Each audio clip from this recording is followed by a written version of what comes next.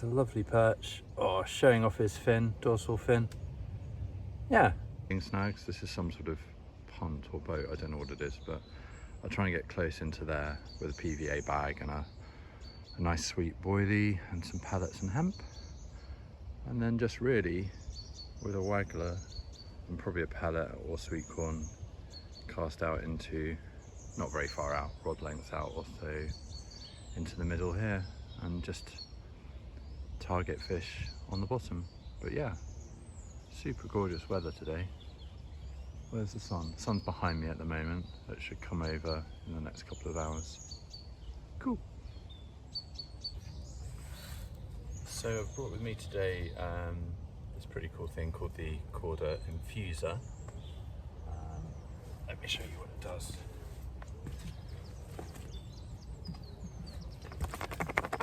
So it's a plastic container that you can basically put a load of boilies in. I've got entirely manila flavoured sticky baits, dumbbells, I think the 12mm ones. But what I've done is poured a load of thick Korda Goo in what flavour? Almond flavour, pink almond. Pour it over there, and basically at the bottom, there's space at the bottom here where the baits don't sit, but the goo will. So you can basically turn it upside down, shake it, basically leave that for as long as you like really, and they will soak in it. These have actually been soaking since last summer, but you know, you only need to soak them overnight or for a few hours. But I thought I'd bring these because in the spring all fish are liking sweet smells. That actually smells like marzipan, it's quite nice. And the core flavour of those boilies, those dumbbells, is vanilla, which is like a sweet vanilla butterscotchy flavour. And the colour's bright pink, so also in the, not in the winter, but in the early spring, you need to be attracting fish with bright colours and very sweet smells, apparently. So I thought I'd give that a go. But this is a really cool little gadget. I've just stuck the flavour on there because I've got some salami flavoured ones as well, but they're probably for later in the year. Yeah, cool.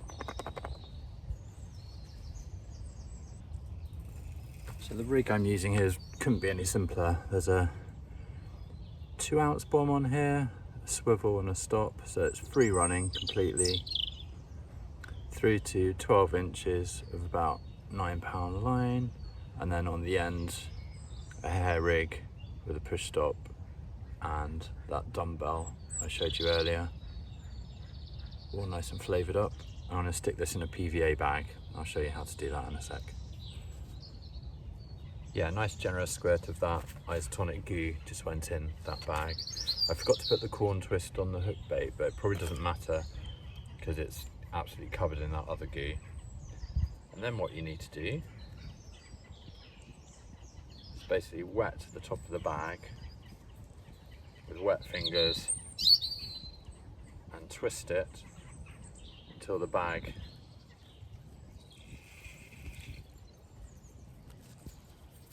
is tightly tied together. I think I've got a little bit of water on that bag because there's a small hole in it, but it's enough to throw it out. There you go, you've got a nice, well, people make much neater ones than that. There's a bit of a hole in there, so I must have got that wet. Cool, so that's ready to cast out now.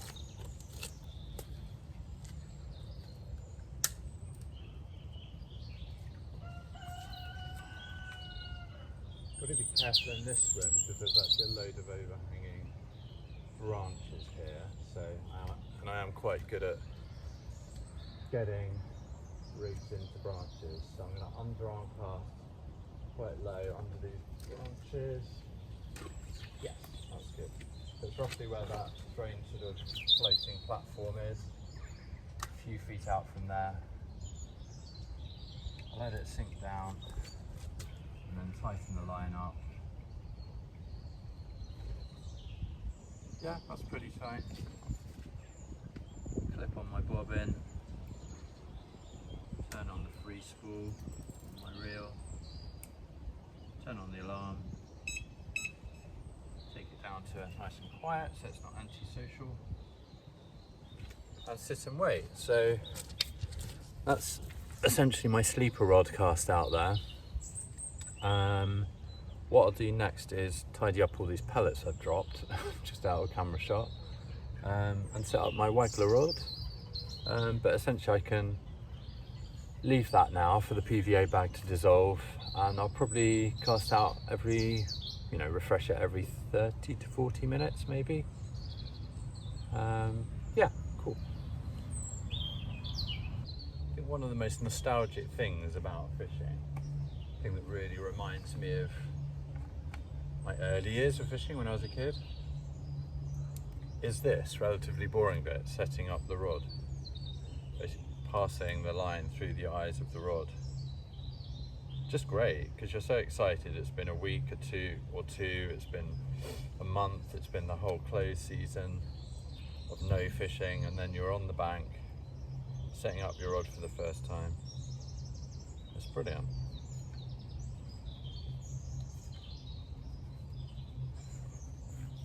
Maybe it's just me.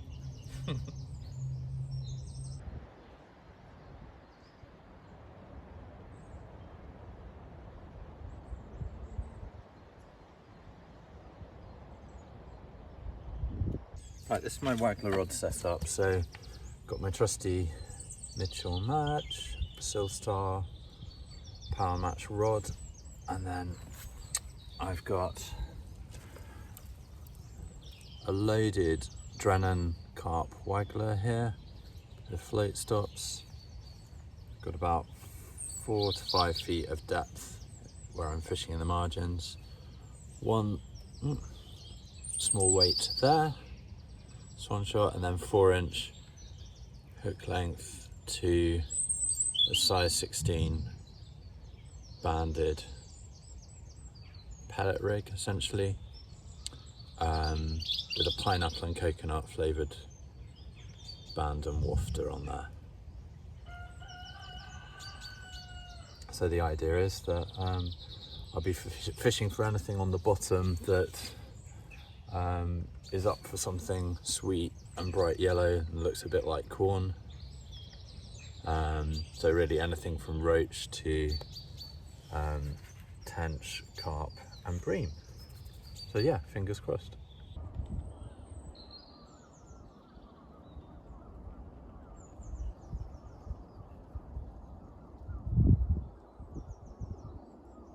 Just switched up to putting a few little worms on the hook instead of the pellet. Ah, yeah, I think I've hooked a nice little perch. Just bring him in and a landing net.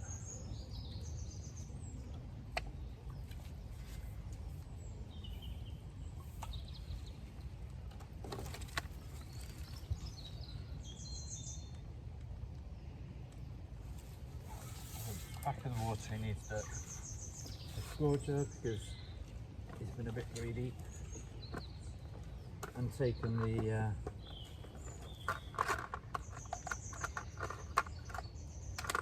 worms down a little bit deep. I'll just use the discorder to get it out.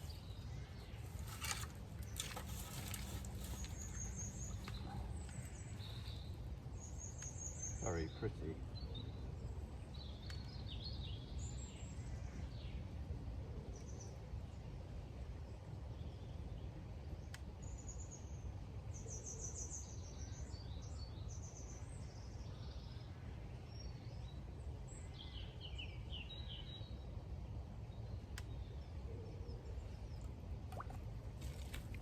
Excellent, came out easy.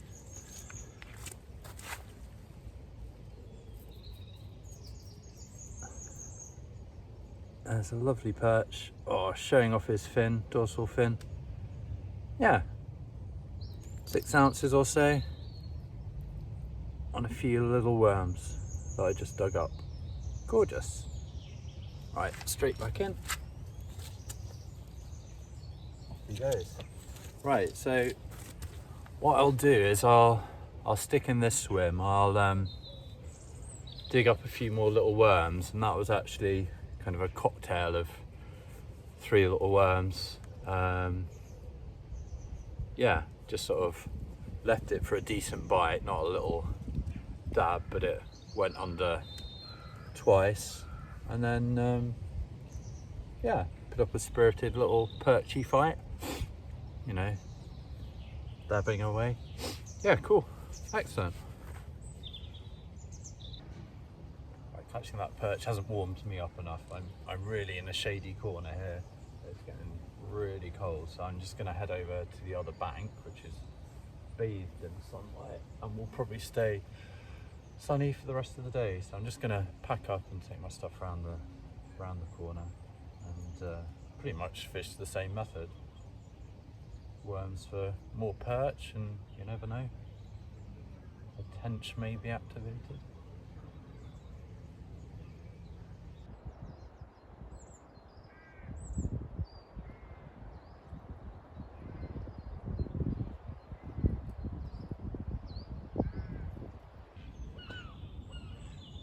Yeah, so a lot warmer over this side of the lake. I'm just gonna, well, yeah, you need to, whenever you move or you,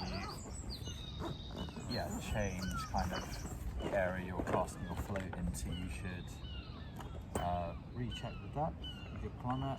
So I'm going to do that now. Let me show you.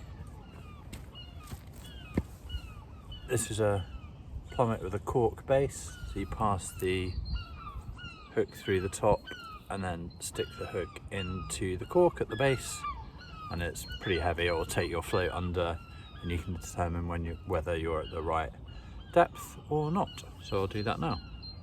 I was just digging for worms and I found some sort of grub, some sort of beetle grub. It's not a caterpillar. No, I'm not going to stick that on the hook because it might turn into something lovely, so I'll keep looking for worms.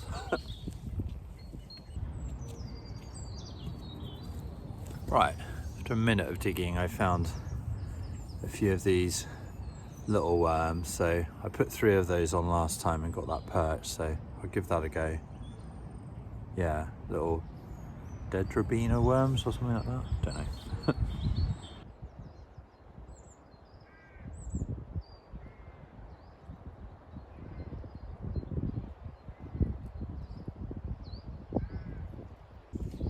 Smallest perch in the world just went for my oh wait, I've dropped him behind the camera. Here he is. He landed on the grass. Here he is. Gosh, he's lively. There you go, beautiful miniature perch. Went for 3 worms. What a guy. Okay, straight back in the lake. There he goes. There's plenty of perch in here. That was a bite more or less straight away. Well, within a minute or 2 of putting that little cocktail of mini worms on. So I'll keep trying that. It's a lot of fun. And then my my ledger rod and the PVA bag, I just, as I said, sort of keep. Oh, the ducks looking for bait. Yeah, my essentially my carp rod will just stay as a sleeper rod on the bite along. Well, hopefully I keep bringing in more of these perch. Yeah.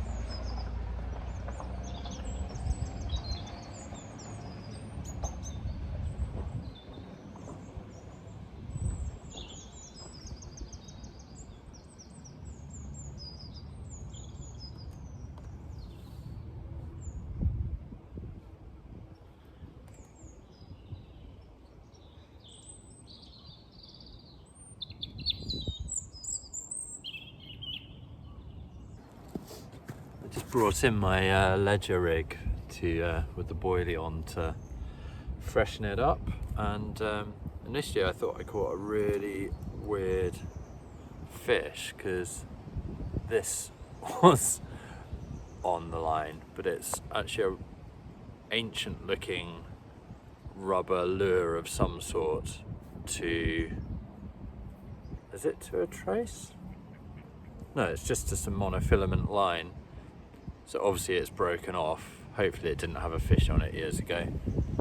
But yeah, weird little thing. I think that would be going in the bin. I'm switching up the hook bait on my ledger rod. Just because I think those dumbbells might be a bit big. So in my salami flavoured Korda Infuza, I have got some, I say I've got some smaller baits. They're not dramatically smaller, but they're robin red pellets. Very salami. You never know, they may prefer those. Ah, actually there's some smaller dumbbells. I'll try those. Right, I'm going to cast this PVA bag, slightly different flavours in, try and get it out to the far bank.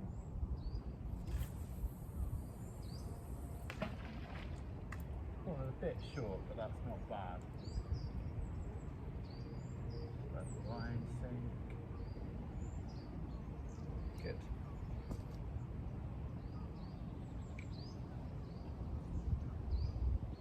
Tighten up.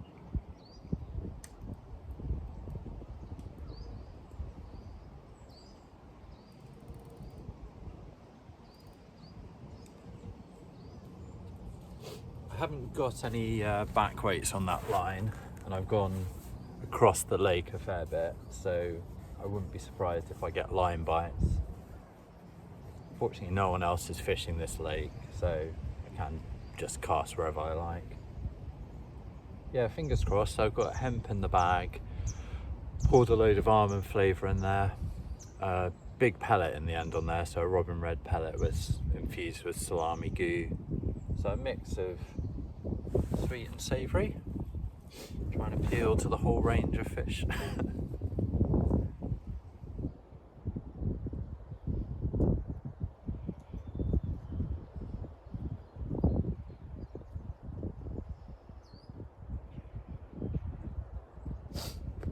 Okay, my last move of the day. Yeah, after that tiny perch I got on worms, there was just no more bites over there. I mean, there was a little bit of, I don't know, sucking of worms or sweetcorn, but nothing positive. Could have been that midday sort of lull you get. So I've just moved along the lake a little bit. So with my bomb rod, I've got a pellet out into the middle, so the deepest bit of the lake, hopefully where it's warmest. And I'll carry on fishing sweetcorn out the front, but I don't know, different areas of the lake now, so hopefully the fish will be a bit more active here. Who knows? Fingers crossed.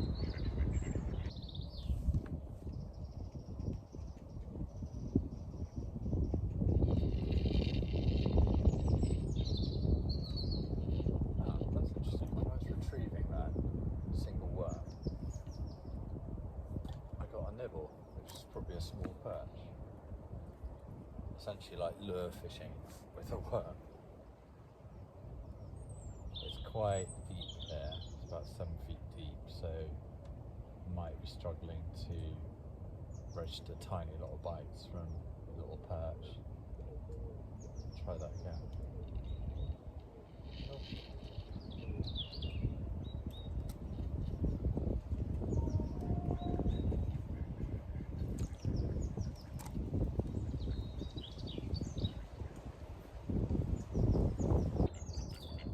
Waggler rig, just trying to fish more mid-water, getting very few bites on the bottom, so just wondering whether there's smaller fish cruising around in the middle, as they do in the summer, but it seems a bit unlikely in March, so yeah, just giving that a go now with a cocktail cocktail of a small worm and a piece of sweetcorn. See if that brings anything.